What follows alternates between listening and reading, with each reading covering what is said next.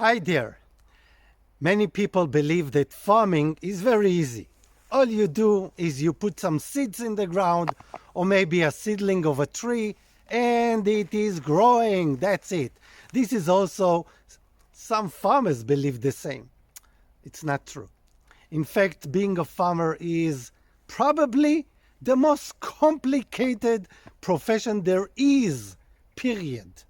You have to know about so many things: biology, physiology of the plants, of the insects, of the disease, of the soil, so many things, of business, marketing. No one can do it himself. What do we do in this case? Like any business, we specialize.